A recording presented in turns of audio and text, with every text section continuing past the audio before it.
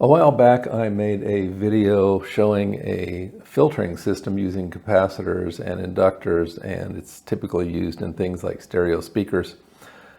And I made the outrageous statement that capacitors pass high frequencies but block low frequencies. And I thought, I've never seen anybody demonstrate that on the internet, so I thought I would do that.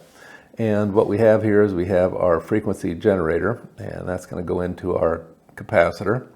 And we have one of our probes on our oscilloscope, that's the yellow one, is showing the output directly from the frequency generator, and the other probe, the purple line, is showing the output from the capacitor.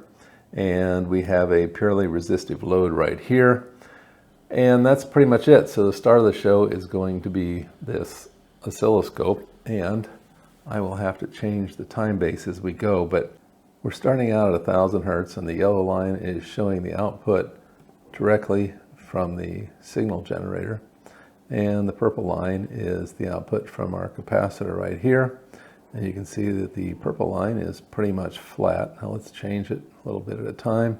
You can already see that the purple is increasing relative to the yellow line, to the input, so the output is increasing compared to the input would be a better way to say it. 3,000, 5,000, 6,000. You can see the proportions are changing.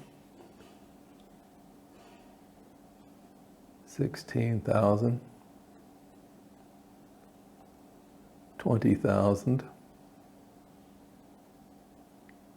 And at some point, it pretty much is going to quit increasing. Yeah, so like here's 30,000. That's where I stopped last time in my demo. And also you can see if I take out capacitance, yeah, the amount of signal passing decreases. In a typical stereo speaker, the capacitor is somewhere between 1 and 10 microfarads, if I recall correctly.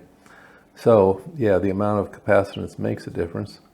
But as you can see, it definitely prefers to pass high frequency and not the lower frequencies. So just a quick and dirty demo on capacitors wanting to pass higher frequencies versus lower frequencies. Well, I hope you found that useful and interesting in your electronics projects.